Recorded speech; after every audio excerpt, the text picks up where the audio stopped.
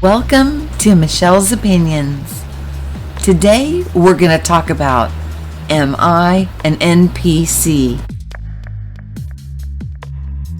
Let's begin by, what is an NPC? An NPC is a gamer's term for a non-player character, a background person. As you're the player in a game, they are the extras. They can be competition for you. They can be an obstacle for you to overcome. It is a gaming term, but it is not just a gaming term. We're going to find out today that it has been around for a millennia. It's in Gnostic texts and other areas where we can get a better understanding of what this term means and what we need to do to overcome this. How to know if I'm an NPC. We're going to go through some of the character traits that an NPC has. But I want to let you know that at some point in everyone's life, we were an NPC or a background person. So as we're going through this, we're going to learn about what that term means and how we can overcome this and become all that we are meant to be.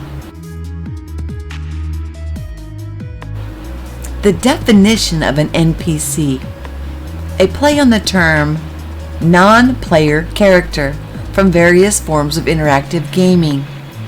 Someone who uses no critical thought or reasoning skills. They simply regurgitate a set of arguments. They parrot out things that they have heard. They do not think for themselves. It's a hive mind type of a situation where one person puts out the information and everybody else just regurgitates whatever they are heard, and they do as they are told. The last post that I made was also on NPCs, and we talked about the Jezebel. It's where people follow one leader without question. Hive mind, groupthink, not thinking for yourself, not using critical thinking, not thinking about what you're doing and what effect it will have. You just follow and trust blindly this one individual who is barking the orders out, and you just comply. To look inside of the mind of an NPC versus a real person, as you can see, an NPC will take whatever they see on a television as a fact without questioning it. They don't question the narrative. They don't critically think. A real person will actually view what is going on and question what is going on and start to critically think for themselves. When we are in the NPC role, it is like thought police. If we say things or critically think on our own, they try to use shaming or multiple crowd strikes or attacks to get you back into compliance with their way of thinking. They try to make you so you cannot speak your mind or critically think in any manner. This is the shaming that this NPC, groupthink, hive mind will do to one another.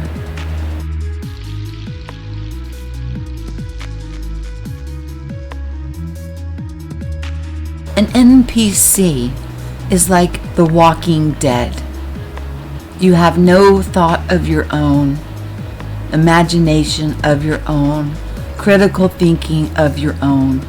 You blindly follow whoever is the one barking the orders out, or what you're seeing on the news, the television, and think that that is the way that life is.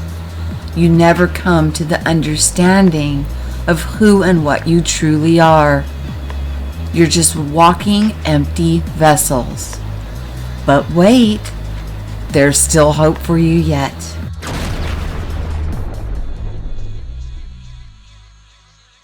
Non-participant characters, they have one mind, one thought, hive mind, groupthink. And if you try to step out of that groupthink and become an individual sovereign, they use any means possible. They throw everything at you to try to pull you back into the one mind, one thought, regurgitating, parroting out, and doing what their bidding is. They will put labels on people who are beginning to break out of the paradigm. They may call him a pedophile. They may call him a rapist. They may call him an embezzler.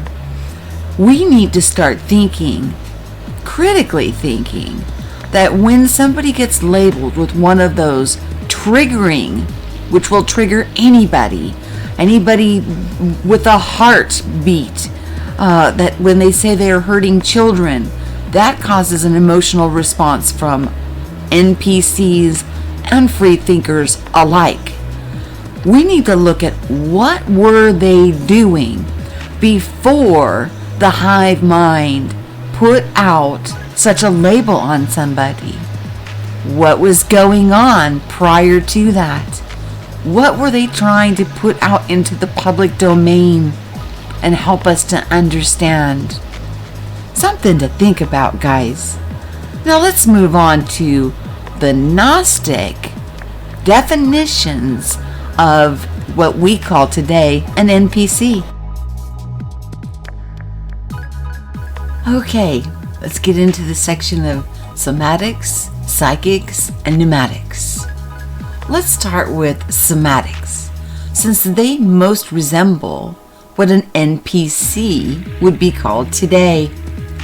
The body of a human being composed of flesh, which is the form of matter, albeit endowed temporarily with biological life.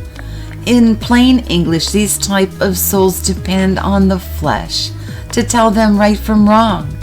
The worldly people, pure emotion and living in the now for pleasure.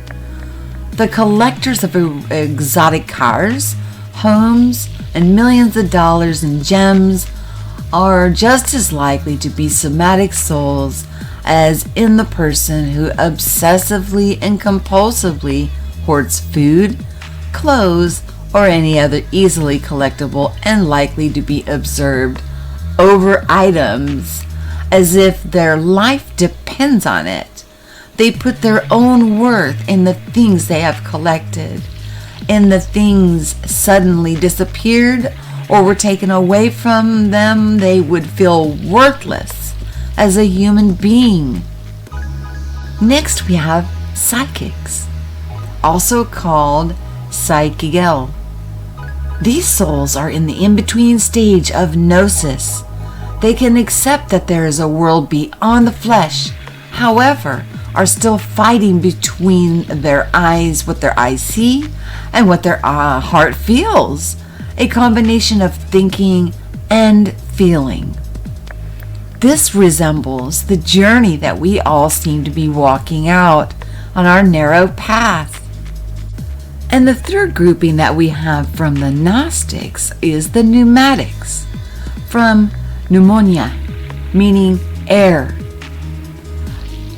These souls retain a living connection with the pleroma, understanding its human spirit and its spark of God's light, and in effect a part of God Himself. These souls have attained Gnosis through learning and experience with the pleroma.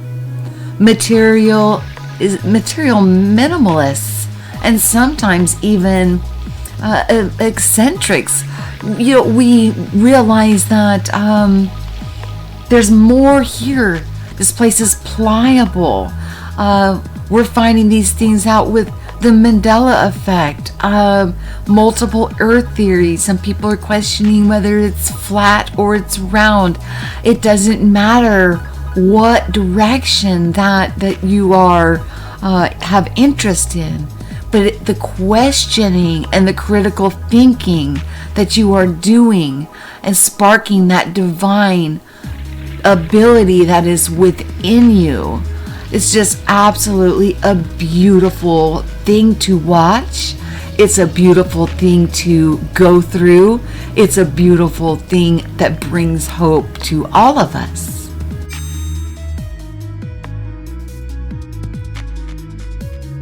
These definitions do not have boundaries written in stone, and it can be a bit confusing when you think about all the variations of religion in the world today. The lines blur and gray areas become a bit more washed out when you also consider that there are Gnostic verses hidden even in the literalist versions of the Bible. It truly depends on the reader to decide where there are in the grand scheme of Soma, Psyche, and Phenomena. Gnosis can come about gradually or in a torrential rush, overwhelming the soul. The hidden Gnostic verses and themes can be seen and heard in everything from movies and children's cartoons to fiction, nonfiction books, and even comic book stories.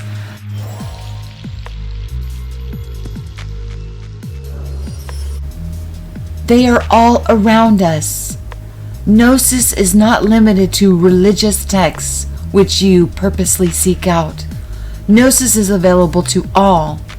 The somatic NPC who begins to see the downplayed undercurrents around them are well on their way to becoming whole, waking up, walking into their sovereignty. We all have to start somewhere. And we all, at some point, were actually an NPC.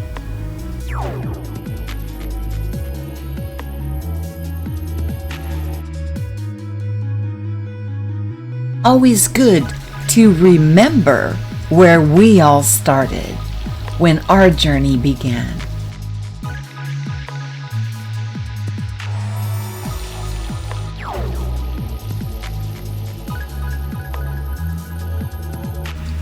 We must remember the programming and how deeply entrenched we were in the beginning when our eyes became open and we started becoming self-aware.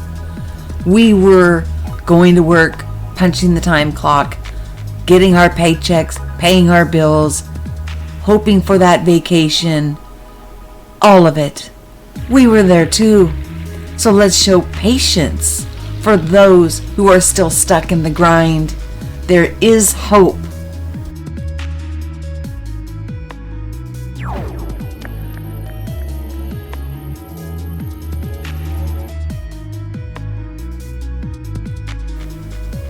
As we wake up to who we are, we realize that this is a game, the game of life. We're here to experience, we're here to expand. We are here to understand the divine within, the gifts, the abilities that we all have. We break free of the hive mind and we begin to attach through our heart. We create a better place for everyone. It is no longer dog eat dog. We don't maliciously attack one another. We live by that golden rule, the rule of what I would call universal law. Treat others as you want to be treated.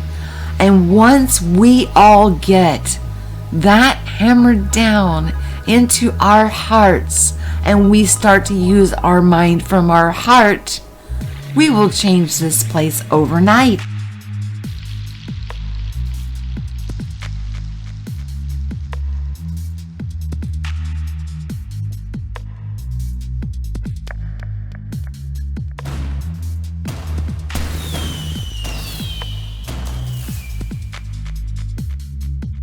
we set out on our journey, on our narrow path. It's so unique and individualized that no two are alike. We see similarities, but no two are alike. That is the grand beauty and design of this place. It is so pliable that each of us can have our own experiences and growth through our expansion and getting the Gnosis and the understanding of all the gifts that we have within us, the abilities, strengthen them up, and as we level up, it's like getting more armor and more tools, just like any other game would be.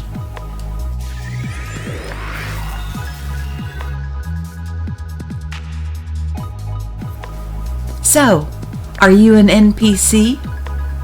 If you are, I hope you see that there is hope for you. We do not stay in that form. We do not stay in that hive mind mentality. This place is designed for us to break free and understand who and what we are. Each and every one of us in our time. If you see that you are following people and not allowing yourself or them not allowing you to have a critical thought or question what they are saying to you, maybe it's time for you to separate yourself from such people and become the authentic, individual, beautiful, divine person that you are. Are there NPCs that are unredeemable? I don't know. I still think there's hope for everyone. I think we are heavily programmed from birth, and then it is up to us in this game of life to break that programming and to become that programmer. And the Gnosis that we get with the gifts, the abilities, and critical thinking, and able to see past what is going on that they're trying to show us in front of our face to what reality truly is, well, that's a mouthful in itself. So I'm hoping that this is very helpful for everybody to understand what's an NPC, are you an NPC, and what you can do about it if you feel that you are an NPC.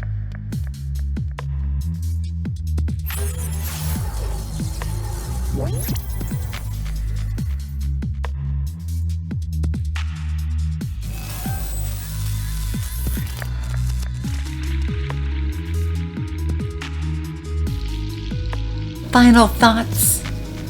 Well, we all were an NPC at some point. We learn how to break out of that and become sovereign beings. Not sovereign beings out to one-up one another. It is not a competition. The only one we're in competition with is ourselves. It is a matter of getting our heart and our mind lined out, getting our own house in order, renewing of our mind, becoming that programmer. We see so many anomalies going on around us. How can we not be questioning things? It's an amazing time to be alive, guys, and I appreciate each and every one of you. So realize that let's just dance. Dance your way through life. Enjoy the moment, enjoy the expansion, enjoy the Gnosis, enjoy the tools, enjoy the gifts. Do what you need to do to enhance the experience here, not just for yourself, but for other people around you. If you are around people who are trying to pull you down, well, separate yourself from them. Because it does seem to be that when you're around people that are of a negative nature, they can drag you down to their level. We don't want to level down, guys. We're always wanting to go up, up, and away. Everything that I used for any kind of definitions is in the show more notes. I hope you all enjoyed this episode of Michelle's Opinions. I appreciate all the Patreon supporters. You guys are the ones who help make this happen. The link is in the description box if you would like to help support this channel. I know I never ask. I do put it at the ending, but any and all support is welcomed, and I appreciate you so much.